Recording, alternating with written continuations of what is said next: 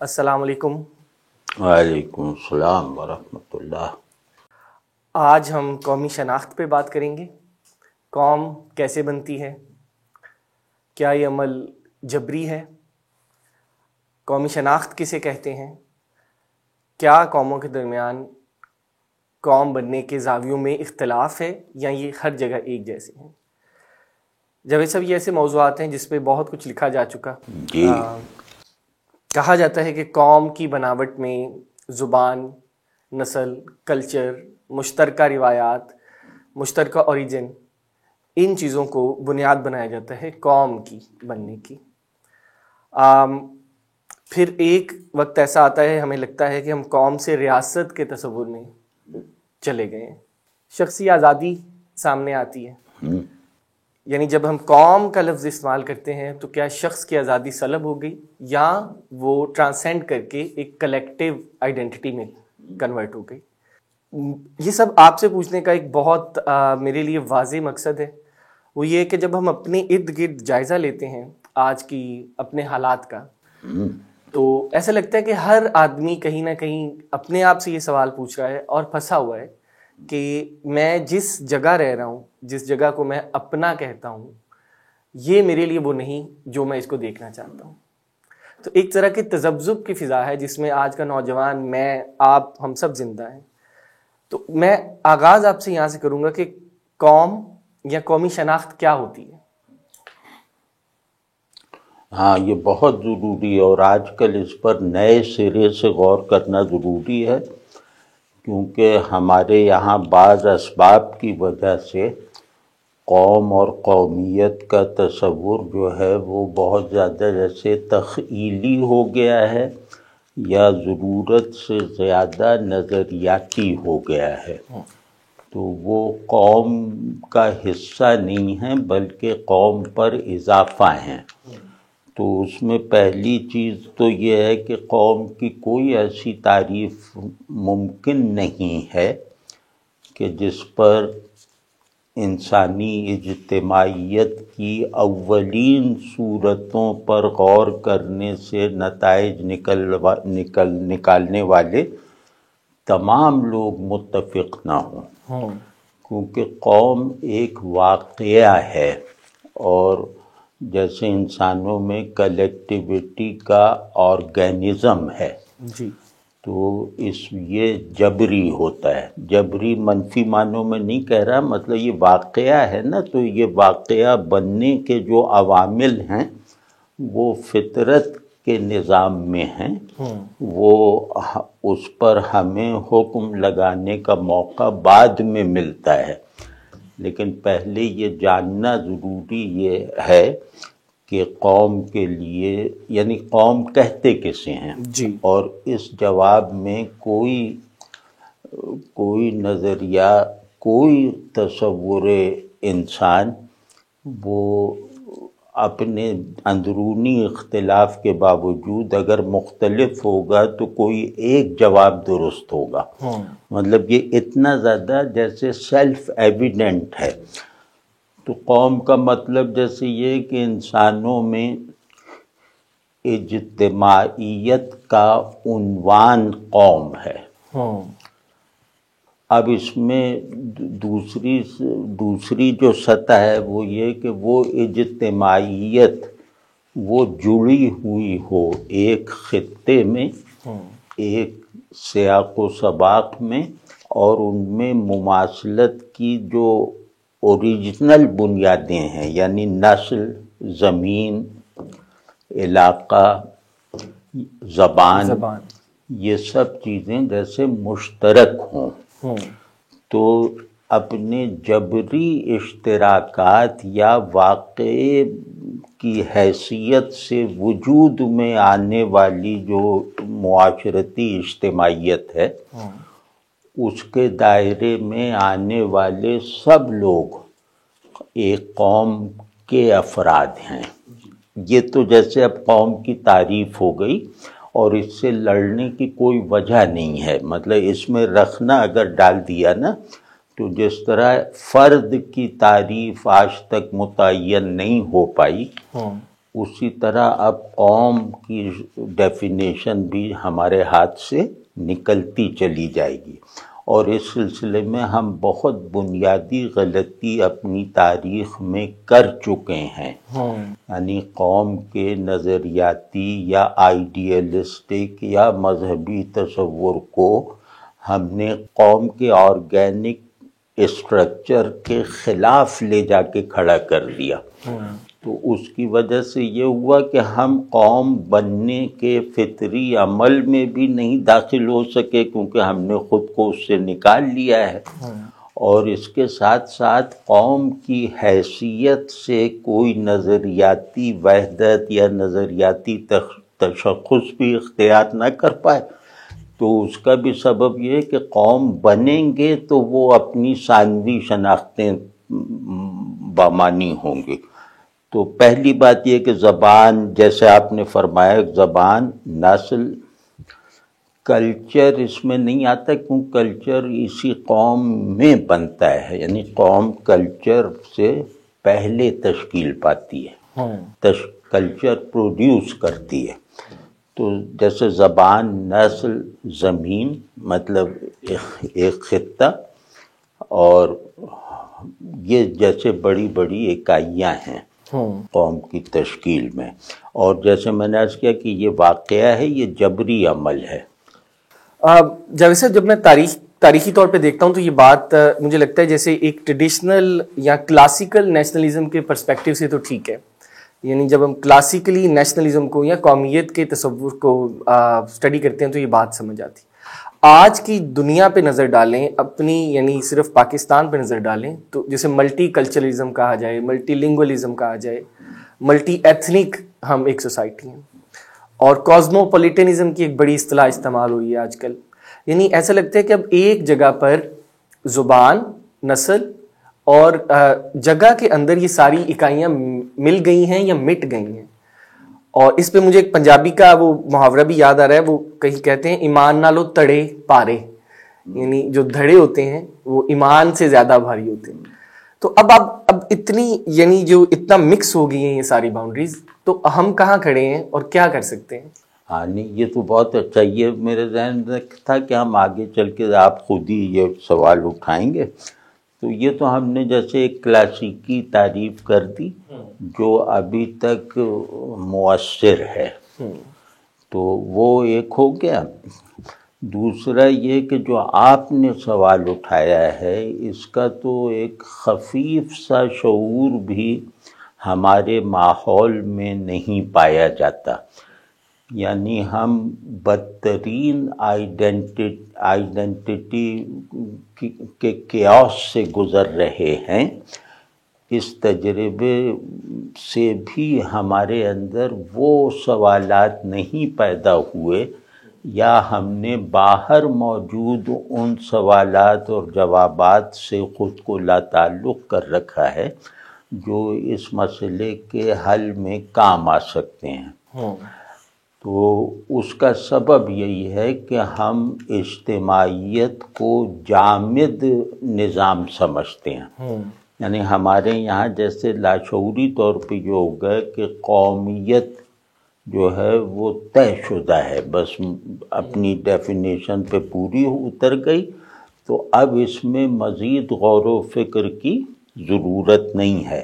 لیکن جب اس کو چیلنج پیش آتا ہے تو کیونکہ ہم اس کی تعمیر میں شریک نہیں ہوئے ہوتے اپنے تصور کی، تو لہٰذا اس پر ہونے والے جو وہ حملے ہوتے ہیں ان سے دفاع کا بھی سسٹم ہمارے پاس موجود نہیں ہے۔ اس میں پہلی بات یہ کہ اب نیشن کی تعریف محض رسمی رہ گئی ہے۔ مطلب قوم جو ہے وہ ریاست سے مخصوص ہو گیا ہے۔ قوم کا مطلب ہے کسی ملک کا شہری ہونا۔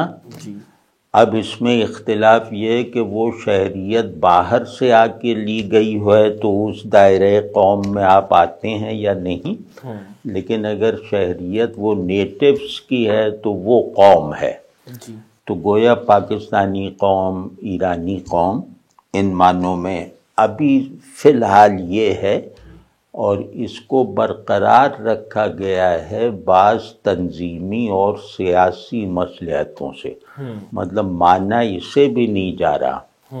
اب جو ہے وہ اب سب سے بڑا جو یا تو یہ خطرہ ہے یا یہ کوئی ارتقائی عمل ہے کہ اب ہم اپنے فرد سے لے کر اجتماعی وجود ہونے کے تمام اصول میں تبدیلی لانے پر مجبور ہو جائیں گے۔ جیسے آپ نے بڑا اچھا کہا کہ ایک نیا مصنوعی کل بنا دیا گیا، ریاست ہو یا جغرافیہ، زبان، نسل، یہ جیسے کل بننے کی ایک ٹھوس حالت رکھتے ہیں۔ بالکل۔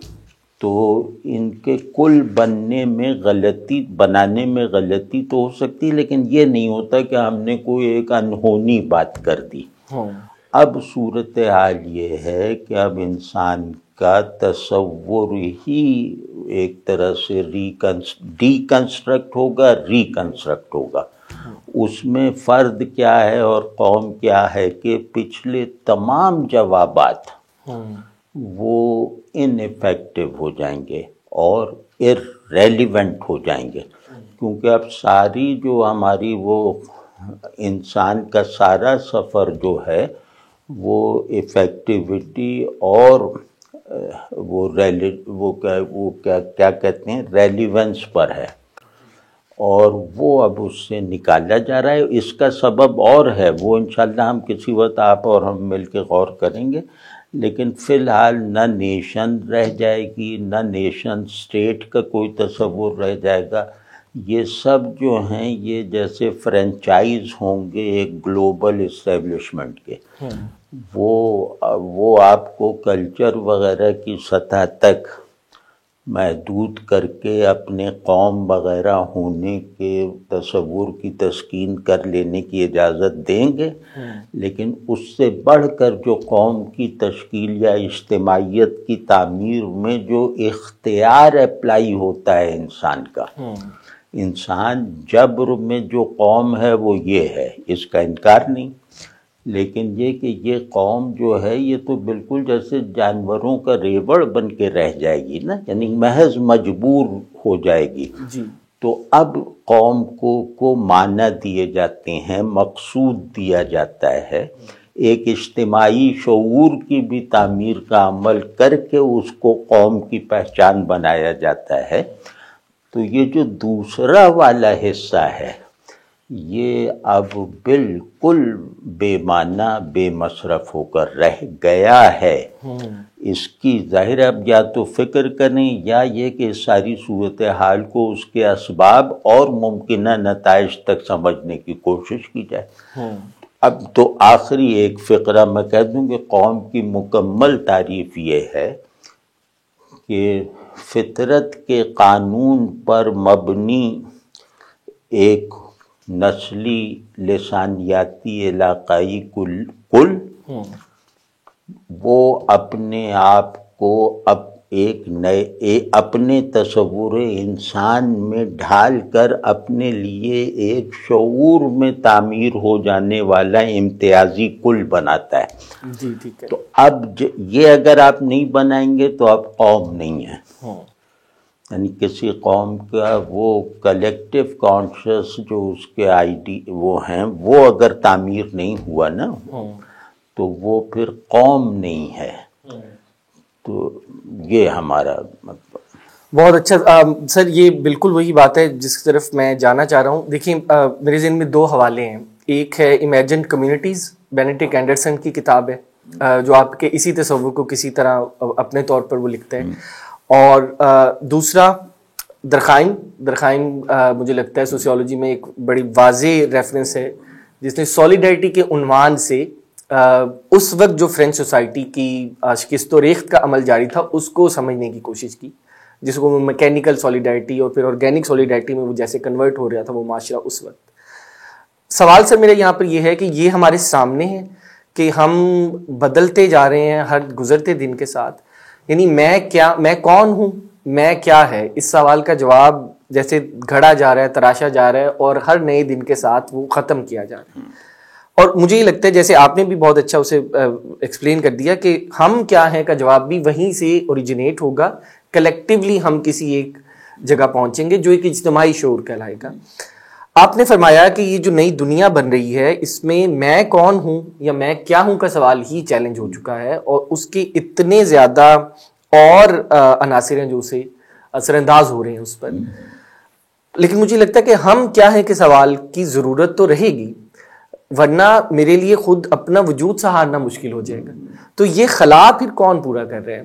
جی، یہ خلا جو ہے وہ یوں کہنا چاہیے کہ جینیٹک انجینئرنگ پورا کرے گی، اے آئی پورا کرے گی، روبوٹس پورا کریں گے. وہ اب کیونکہ وہ سائیکک ری اسٹرکچرنگ پر بھی قدرت حاصل کر چکے ہیں. تو یہ مسئلے ہمارے لیے نا کہ میں کیا ہوں، میں کون ہوں، میرا مقصد کیا ہے، یہ سوالات میرے لیے بہت اہم ہیں، اور مطلب جواب مل جانے کے باوجود بھی یہ سر اٹھائے رکھتے ہیں. تو ہم اس طرح سے عادی ہیں اپنے ساتھ تعلق رکھنے کے، اور پوری بنی نوع انسان. بالکل. اب وہ کہہ رہے ہیں ان سب جھنجھٹوں پڑنا ہی نہیں، کیونکہ اس نے افتراق اور لڑائی جھگڑا پیدا کیا ہے. میں کیا ہوں اور ہم کیا ہوں، ہم کیا ہیں کے جوابات نہیں. جی. تو اس سوال ہی کو کل کر دینا چاہیے. یہ محض ایک تقریبی سوال ہے. جی.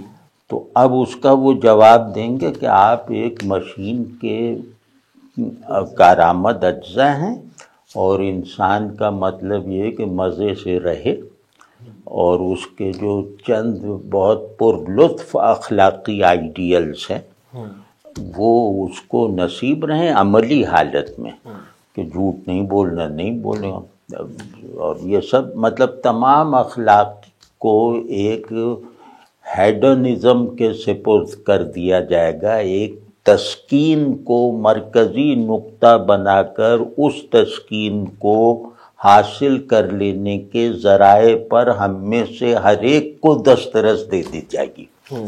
تو اب ان صورتوں میں کیا ہوں اور ہم کیا ہیں، یا میں اور ہم، یہ دونوں جو لباس ہیں یہ انسان پر بوجھ بن جائیں گے، انسان کے لیے اجنبی بن جائیں گے.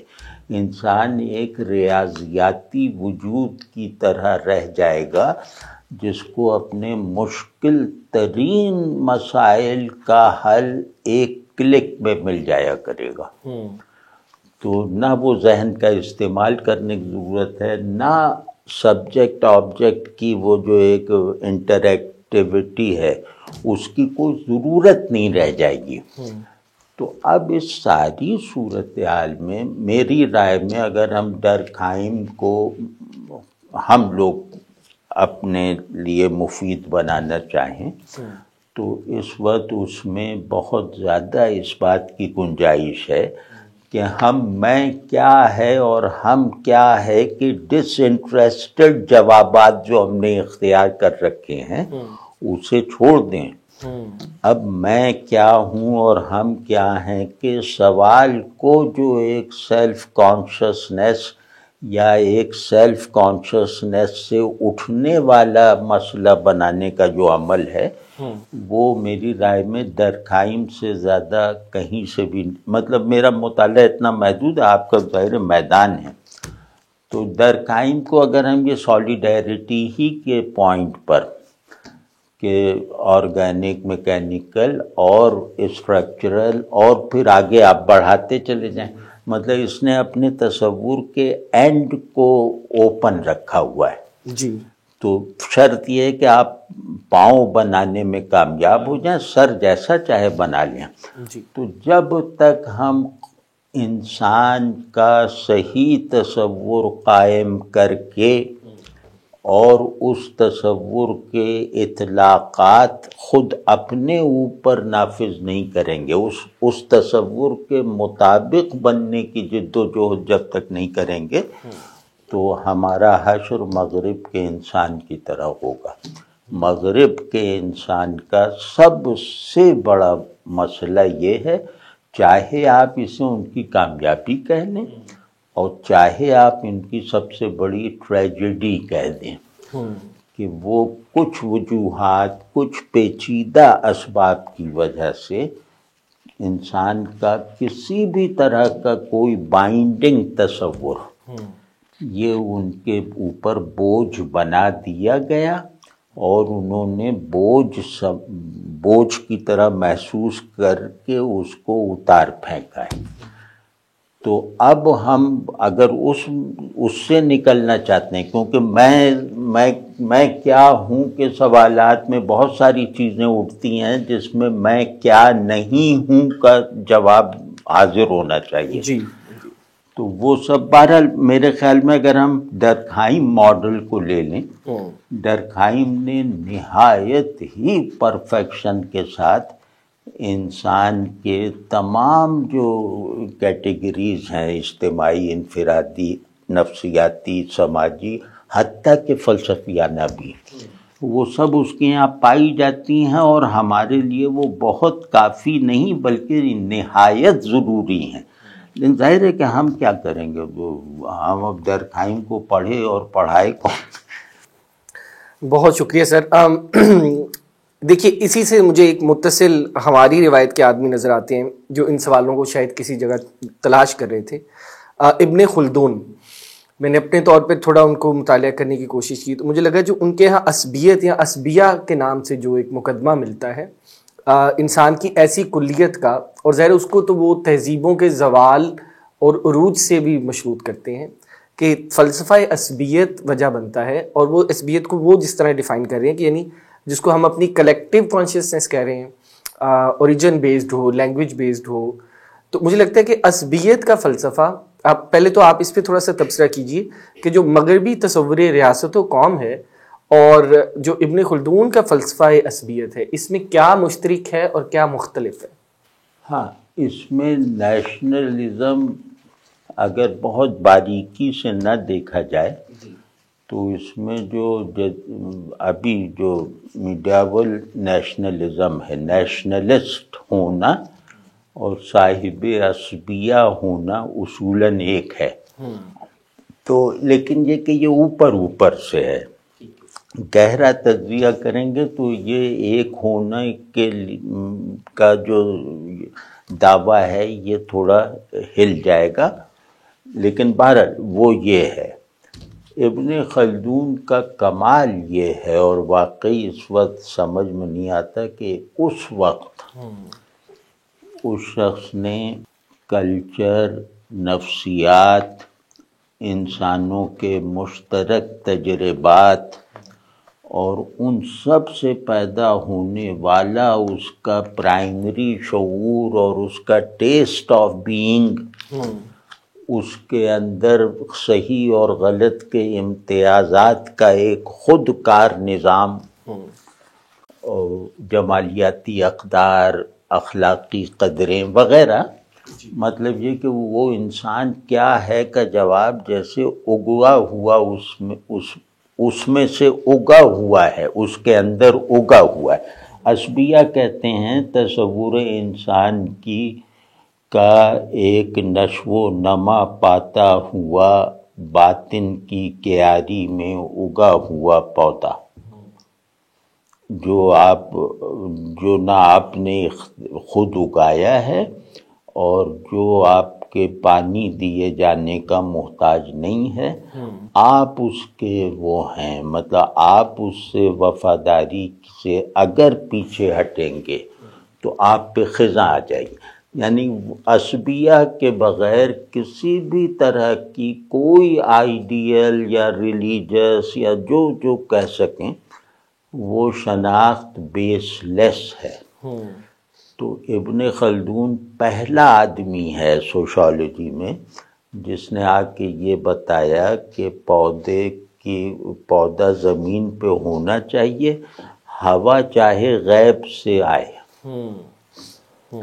یعنی کہ آدمی اپنے نفسیاتی اور وہ جو سماجی اور ثقافتی جو مزاج ہے اس سے کٹ کر اگر کوئی نظریہ اختیار کرے گا اور اس نظریے کی ریچ اس کے اس سینٹر تک نہیں پہنچی تو وہ سب بیکار ہے۔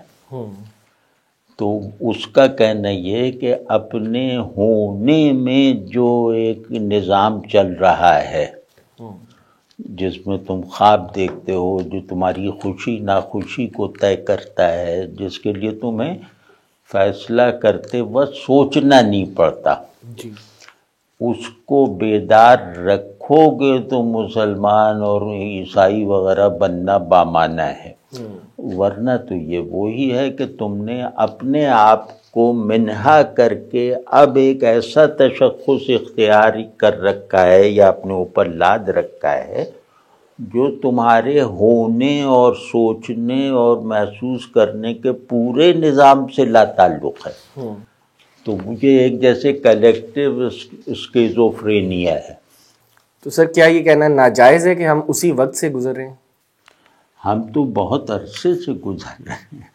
مطلب یہ کہ ہمارے یہاں چیزوں کو ہیومنائز کرنا، چیزوں کو ان سماجی کانٹیکسچولائزیشن سے گزارنا، تو ہم ان اور چیزوں کو سبجیکٹ مطلب میری نفسیات میں اترنے کے راستے فراہم کرنا، ان کو کھلا رکھنا، یہ سب تو ہم نے کوئی 7-8 سال 100 سال سے کما رکھا ہے۔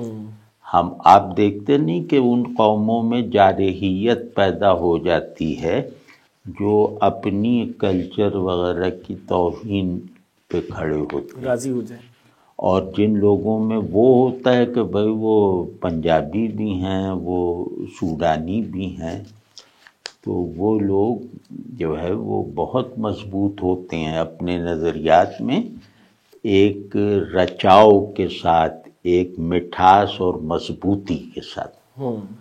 یہ چیز صوفیوں نے سمجھ لی تھی۔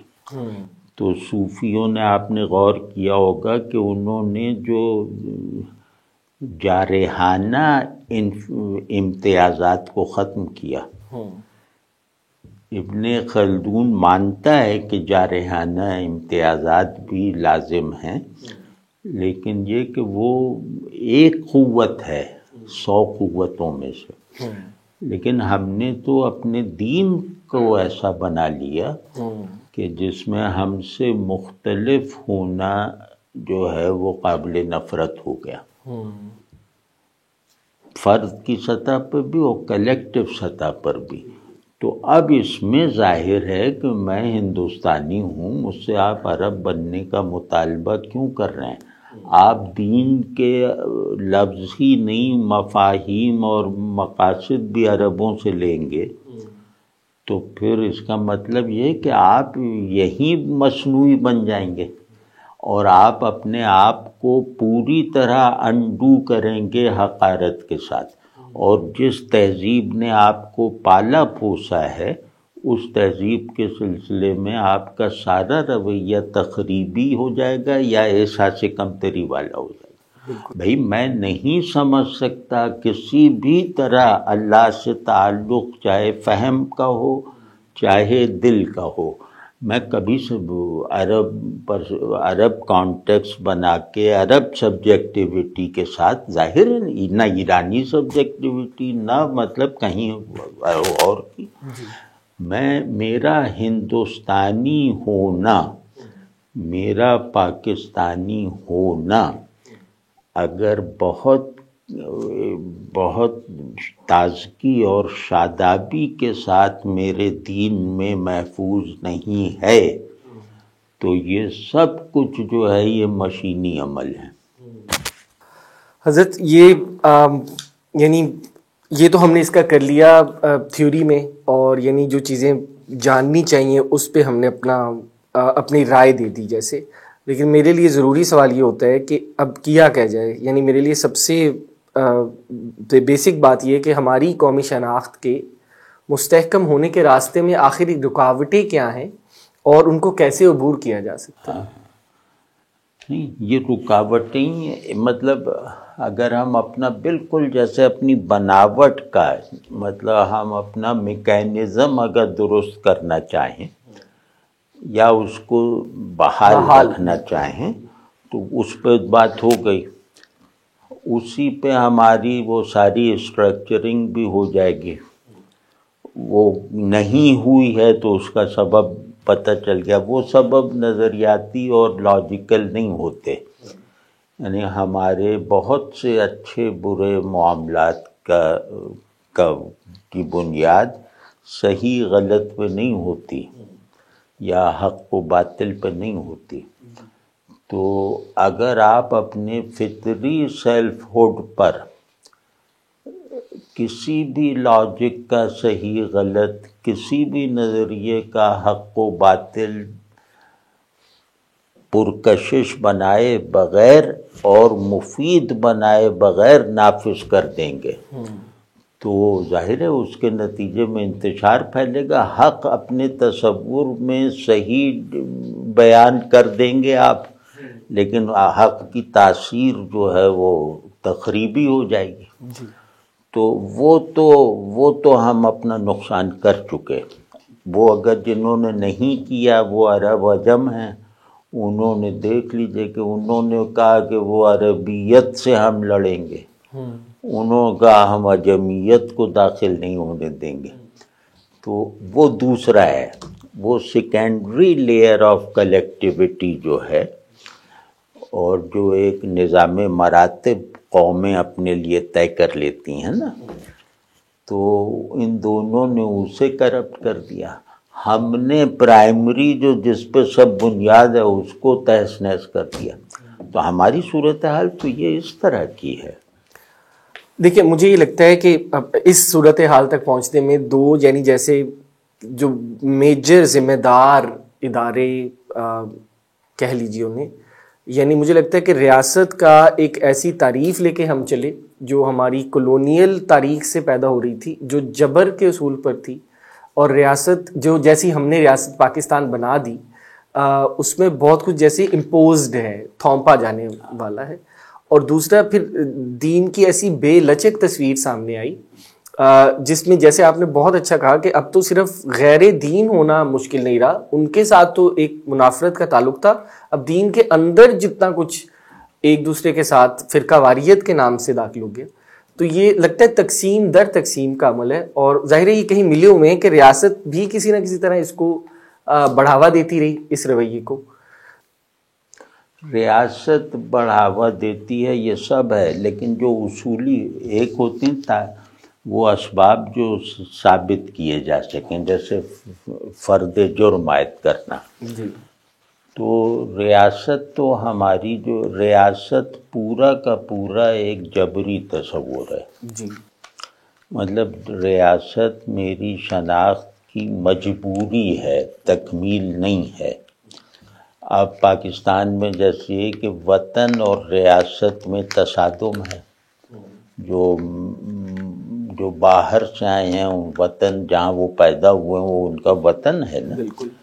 تو اب آپ وطن سے دشمنی کو جیسے فرض سمجھ رہے ہیں، تو وہ وطن اور اس جو قبول کی ہوئی ریاست ہے، اس میں ہر آدمی حالت تصادم میں ہے جس کے ساتھ یہ معاملہ درپیش ہے. ریاست کہتی تمہارا وطن بالکل نہیں، وطن نظریاتی ہوتا ہے، اسلام تیرا دیش ہے.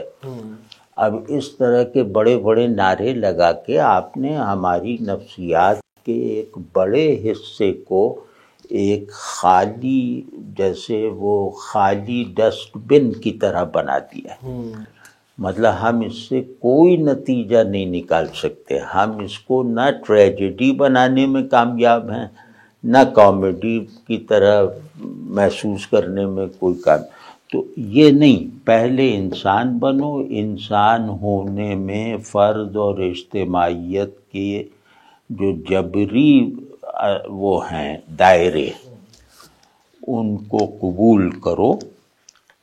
اب اس کے بعد جب آپ ایک نظریاتی کل بناتے ہیں، ظاہر انسان صرف بدن نہیں ہے، شعور بھی ہے. انسان صرف دنیا کا شہری نہیں ہے، اس کی ایک اپنی سلطنت اور وہ بھی ہے نظریاتی. تو وہ جب آتا ہے تو ہم اپنے گھر کو بہت ہمدردی اور محبت سے دیکھتے ہوئے کہہ دیتے ہیں یار یہاں یہ تصویر لگی، اس کو اتار دو اور یہ رنگ کر دو. گھر کو گراتے نہیں ہیں، کیونکہ اسی تہذیب نے ہمیں اس قابل کیا ہے کہ ہم اپنے مثال طور پہ بالائی منزل کو بھی تعمیر کر سکیں، اور ہم قوموں کے درمیان جبری علیحدگی کے عمل کو اپنے تصور قوم سے ختم کر سکیں تاکہ وحدت انسانی کا تصور عمل میں آئے. یہ شعور کا کام ہے. ہم نے نہ ادھر کچھ کیا نہ ادھر کچھ کیا. ہوتا ہے ایک مذہبی معاشرت بھی، ہمارا جو عملی معاملہ ہے مذہبی معاشرت بھی ایک جیسے برادری ازم کے جذبے سے ہے کہ اچھا یہ شیعہ ہے آج کی کر دو مدد، یہ سنی ہے لعنت بھیجو، وہ کہہ رہا ہے شیعوں کو مرنے دو، قادیانیوں کو جو ہے وہ بالکل ختم کر دو، اور ہندوؤں کو تو رہنا ہی نہیں چاہیے. مطلب ہمارے یہاں ایک آل ایکسکلوسیونیس جو ایک بہت، وہ بھی بغیر کسی، جیسے چوہوں میں یہ ہو جائے کہ ہم سب سے منفرد ہیں تو وہ اپنی انفرادیت ثابت تو کر دے گا، کون ہے اس جیسا پورے جنگل میں. تو ہم اس پر بس مطمئن ہیں کہ دکھا دو ہم جیسا کون ہے. تو نہ اندرونی، ہم اپنے اندرونی نیچرل اور تاریخی تضادات کو حل نہیں کر پائے، ہم اپنی ثقافت اور اپنے تصورات میں کو برج اپ نہیں کر پائے. تو ہم نے ہر جو ڈائلیکٹریکل پیٹرن ہوتا ہے سوچنے کا اور رہنے کا اور ہونے کا، ہم نے ہر نظام کو میں جیسے وہ کوئی چیز پھنسا دی ہے کہ وہ رک جائے. یہ ظاہر ہے کہ اس میں آپ کی ریاست بھی شامل ہے، کیونکہ ریاست ایک کولونیل یونٹ وہ تصور ہے. تو وہ ریاست ظاہر ہے کہ جب بھی مسلم ریاست ہوگی وہ یا تو حالت غلامی میں ہوگی یا حالت جنگ میں ہوگی. ہمارا مسلم ریاستوں کا یہ ہم نے بلا وجہ اپنے آپ کو ان ایکسٹریمز میں کر دیا ہے. تو ریاست مصنوعی چیز ہے اور وہ عارضی چیز ہے. ہمیں یہ پڑھا دیا گیا ہے کہ ریاست ہی سب کچھ ہے، اور وطن سے محبت کا مطلب ریاست سے محبت ہے. یہ اس کی میرے نفس میں کوئی گنجائش ہی نہیں ہے. مطلب مجھے اس طرح بنایا ہی نہیں گیا. مدینے میں بیٹھ کے رسول اللہ صلی اللہ علیہ وسلم فرماتے تھے وطن میرا مکہ ہے. تو وہ پسندیدگی یا ادھر چھوڑ کے ادھر جانا وہ میری اوپری منزل پہ ہونے والا کام ہے، لیکن وہ بنیادوں کو کھود تھوڑی رہے ہیں ہم. تو ایک تو سب سے بڑا سبب یہ ہے کہ ہمارا تصور انسان ہمارے اندر کسی بھی طرح کے کوئی فیصلے کوئی خواہشیں پیدا کرنے والا نہیں ہے. اور دوسرے کہ ریاست کے ادارے، سماج کے ادارے، مذہبی ادارے یا غرض جو ادارے ہیں جن سے فرد تربیت پاتا ہے اور سماج کے لیے سماجی تشکیل میں اپنا کردار ادا کرتا ہے، وہ سارے ادارے جو ہیں ادر ہیلپ پر کھڑے ہوئے ہیں. یعنی آپ کے پورے بیان سے مجھے یہ سمجھ آئی کہ اندرونی تضاد، ثقافتی ایک طرح کا بحران، اور پھر جس کو ہم اپنی زبان میں گلوبل ولیج کہتے ہیں، یا یہ جو انسان دنیا میں بن رہے ہیں، لیئرز ہیں جس میں ہم بٹے بھی ہوئے ہیں، اور اسی کی وجہ سے ہم جس بے حسی کا، جس یعنی قومی کہہ لیجیے پراگندگی کا شکار ہے. مجھے یہ سمجھ نہیں آتا کہ اتنا بڑا کام آج فرض کریں آج کے ہم اہل علم سے مخاطب ہوں کہ وہ کیا کریں، آج کا سوشیولوجسٹ کیا کرے ہاں وہ میں کے تصور کو توڑے. میں اصل میں اپنے مسلسل اینٹیتھیسس کے ساتھ رہتا ہے. تو میرا جو وجود ہے یعنی فرد اگر اپنی نفی کے عمل سے نہیں گزرتا تو وہ فرد نہیں ہے. نفی اثبات یہ آدمی کی بناوٹ ایسی ہے. مطلب یہ ہمیں کہیں سے کوئی لا کے کوئی نیا پرزہ تھوڑی لگانا ہے. جو پرزے لگے ہوئے ان کا زنگ دور کرنا ہے. اور ہم ہیں کہنے کے لائق ہونا ہے صحرائے گوبی میں ایک بالکل خیمے میں الگ محصور ہو کر بھی، یعنی راہبانہ زندگی گزارتے ہوئے کسی دوسرے سے کوئی تعلق ممکن نہ رہتے ہوئے مکمل عالم تنہائی میں کو نفی سے گزارنا اور ہم کو تازہ دم رکھنا. تو اجتماعی وجود کی ریئلائزیشن اور کیفیتیں انفرادی وجود پر حاوی نہیں ہوتی، کبھی ماں کی طرح کبھی باپ کی طرح. اس وقت تک انفرادیت محض ایک شناختی عمل ہے، اس سے زیادہ کچھ نہیں ہے. ہم نے یہ سب بھی نہیں سیکھا نا کہ چلو وہ بہت ہمیں دنیا کا سب سے بڑے حقائق حاصل ہو گئے، سب ٹھیک ہے، ہو ہی گئے. لیکن یہ کہ یہ کہیں ایسا نہیں کہ غلطی سے ہمارے گھر میں بھیج دیے گئے ہوں یہ حقائق.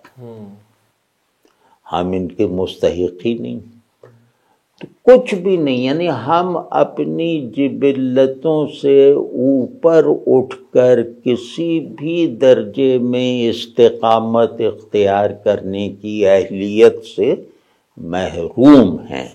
ہم اپنی نفی کے فطری عمل سے مکمل طور پر بے خبر اور اس کی طرف سے مطلق طور پہ بے حس ہیں.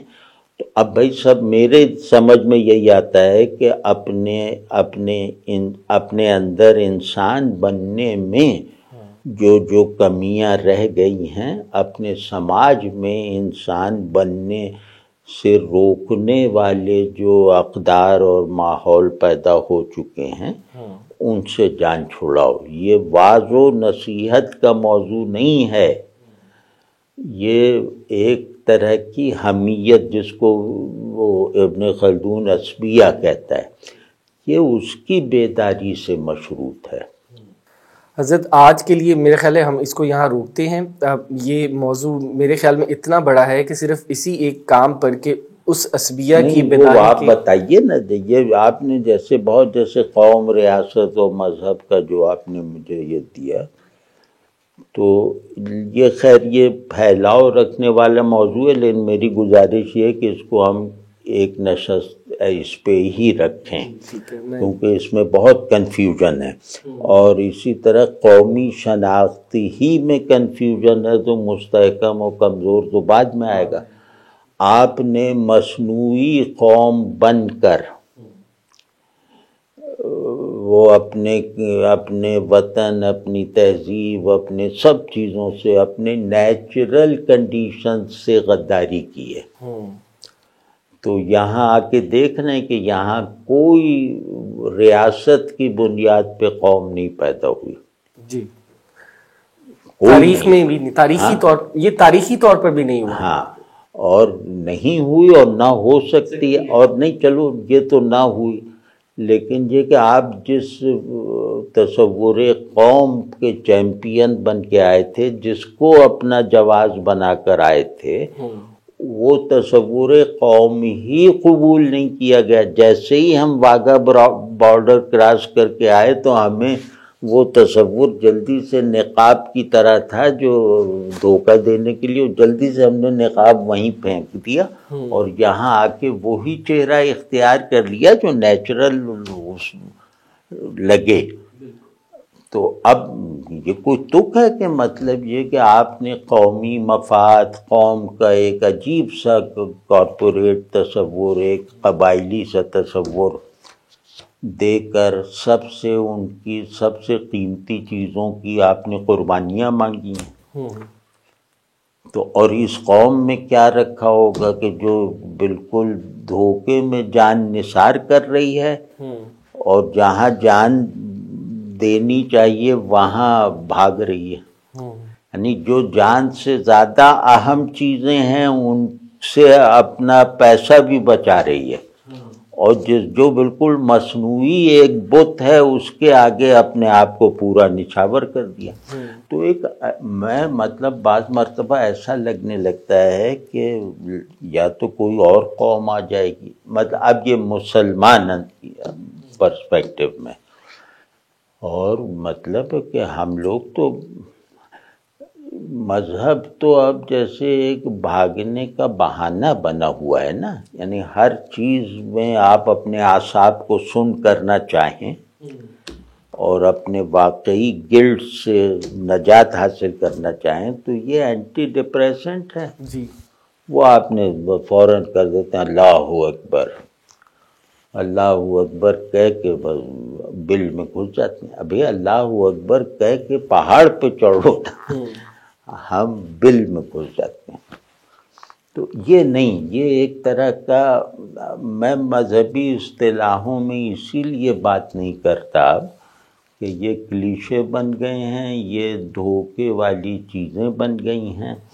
یہ وہ ہے جس کے لیے اللہ کہتا ہے کہ منافق کہہ رہے ہیں کہ اللہ ایک ہے، اور وہ تو بات تو صحیح ہے، وہی مسلمان بھی وہی کہہ رہے ہیں. تو اللہ کہہ رہا ہے کہ یہ جھوٹے ہیں، یہ جھوٹ بولتے ہیں. نہیں، اللہ ایک ہے کہنا ان کا جھوٹ ہے. تو جھوٹا آدمی سچ کو بھی آلودہ کر دیتا ہے، اور جھوٹے آدمی کا سچ بہت زیادہ خوفناک ہوتا ہے. تو ہمارے تمام صداقتیں جو ہیں نا، جو ہم نے اپنی قوم کے چوٹی بنانے میں صرف کی ہیں، وہ ساری کی ساری دھوکے بازی پہ ہیں. تو اب کیا کریں؟ تو اب کوئی پاکستان پڑے ہوئے، اب بتائیے پاکستانی عصبیہ کا کوئی وجود پایا جاتا ہے؟ نہیں. اور کیا عصبیہ ریاستی ہو سکتی ہے؟ مطلب یہ سب جانچنا چاہیے نا جی. اور پھر یہ اردو وغیرہ اور ہر طرح سے لیب میں بنی ہوئی زبان ہے اردو. اب آپ اس کو بلا وجہ نافذ کرنا اور وہ کرنا، اور اس کو ایک وہ آپ دیکھا نا کہ غیر ہمیشہ ہم سے زیادہ بالا تر ہے. یہ کولونیل سوچ ہم نے قبول کر لی ہے. اردو بولنے والا پنجابی سے اچھا ہے کہ اردو بولیں، اردو سے اچھا ہے کہ انگریزی بولیں. تو جو قوم مطلب میں بعض باتیں مصلحت میں نہیں کہنا چاہتا اور نہ کہنی بھی چاہیے، کیونکہ پاتال میں بھی نکلنے کی امید بہرحال زندہ رکھنی چاہیے. وہ امید یہی ہے کہ آپ مثال طور میں کچھ باتیں جیسے ایسے ہی عرض کرتا ہوں جو اس میں ہماری مدد کر سکتی ہیں. آپ پاسپورٹ اور شناختی کارڈ سے مذہب کا خانہ نکلوائیے. یہ ہوتے ہیں ریاستی ہتھ کنڈے اور ریاستی جبر، اور دین کو اس کی مراد کے خلاف استعمال کرنا تاکہ وہ زیادہ ڈراؤنا بن جائے. آپ نکالیں اس کو، آپ اقلیت کا لفظ نکالیں. اقلیت اکثریت جمہوریت کے الفاظ ہیں، وہ معاشرت کے الفاظ نہیں ہیں. آپ نکالیں. آپ مطلب یہ کہ مذہب کا جو مذہب کو جو افتراقی قوت بنا دیا گیا ہے وہ آپ اس کا ازالہ کریں. اب سیدنا عمر رضی اللہ تعالیٰ عنہ سے کسی نے کہا کہ آپ نے ہم مسلمان ہیں، آپ نے کافر کے حق میں فیصلہ دے دیا. تو انہوں کا بھائی یہ ریاست میں کوئی مسلمان کافر نہیں، سب برابر ہیں. اپنے مسلمان ہونے کا صلہ اللہ سے لینا، عمر سے نہ مانگو. یہ بس حرف آخر ہے.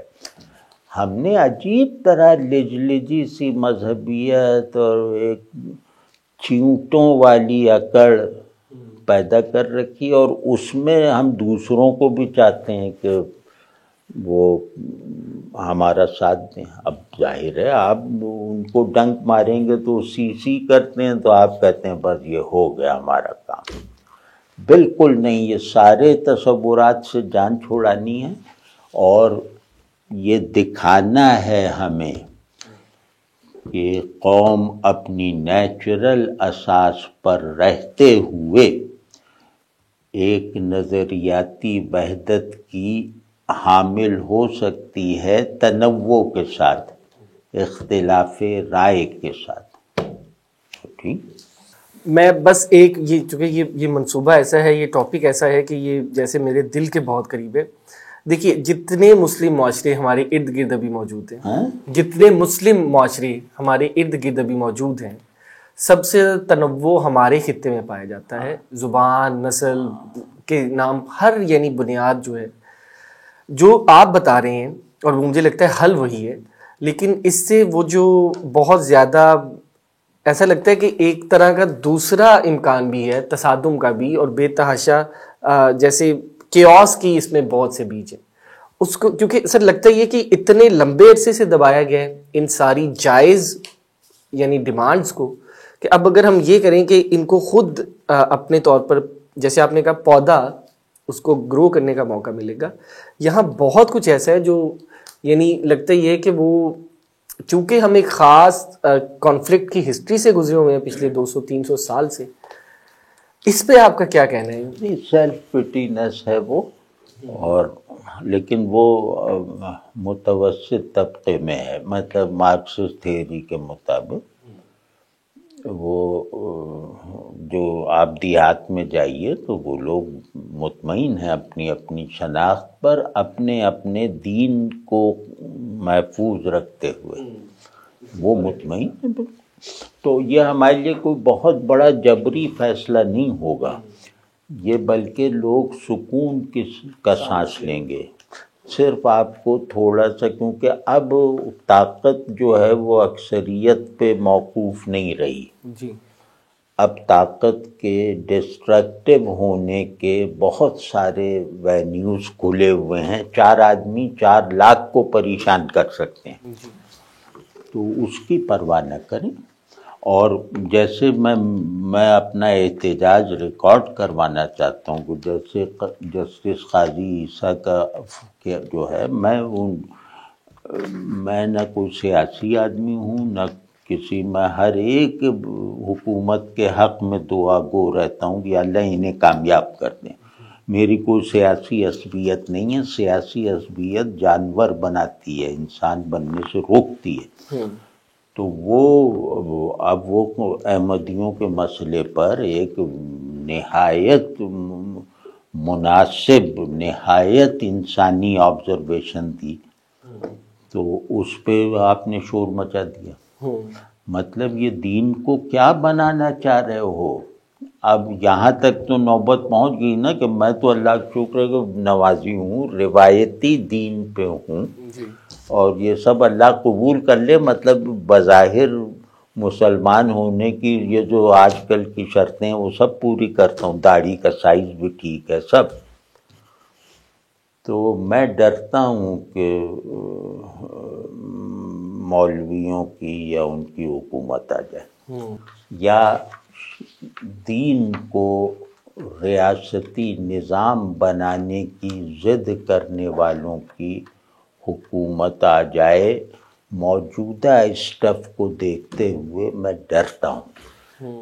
اسلامی نظام وہی ہے جس میں عیسائی آ کے حضرت عمر سے اپیل کرتے ہیں کہ ہمیں ہماری مملکت میں نہ بھیجیے، ہمیں یہیں رکھیے اور ہم آپ کے ساتھ لڑنے کو تیار. تو تو اسلامی نظام یا کسی بھی طرح کا نظام جو نظریاتی کل بناتا ہو، اس میں اس کل کے ساتھ ذہنی اختلاف رکھنے والے یا اس کو اس سطح تسلیم پہ قبول نہ کرنے والے، جو سطح تسلیم اس کے لیے درکار ہے، وہ زیادہ مزے سے رہتے ہیں. ان کے سلسلے میں ریاست زیادہ حساس ہوتی کہ ان کو کوئی تکلیف نہ ہو جائے ورنہ ہمارا کام ضائع ہو جائے. تو میں اگر اسلامی ریاست ہے، اللہ کرے بن جائے، اس شرط پہ ہو. میں اس بات کا قائل ہوں کہ اللہ کے امر کو شریعت اجتماعی آرڈر چلانے کے لیے آئی ہے. اللہ کا حکم غالب رہتا ہے، لیکن غالب کیسے رہتا ہے؟ پہلے تم تو مغلوب ہوئے نہیں اور ہم پہ غلبہ دلوائے جا رہے ہو. یہ سب مذاق اب نہیں چلے گا. جب تک ہندو، یہاں کے عیسائی، یہاں کے قادیانی وہ آپ کی مذہبی ایجنڈے کو ووٹ نہیں دیتے، تو آپ کے تصور مذہب اور نظام میں کوئی بہت بھیانک خلا ہے. اس کو سمجھ لیں، ورنہ یہ کہ ہم گئے اب. اور میں پھر کہتا ہوں کہ اگر قادیانی یہاں خوش نہیں ہیں غیر مسلم کی حیثیت سے، اور قادیانی اپنی سب چیزوں میں بالکل بلا روک ٹوک وہ اپنے مسلکی مراسم ادا کرنے میں آزاد نہیں ہیں، تو یہ معاشرہ ہی مسلمانوں کا نہیں ہے.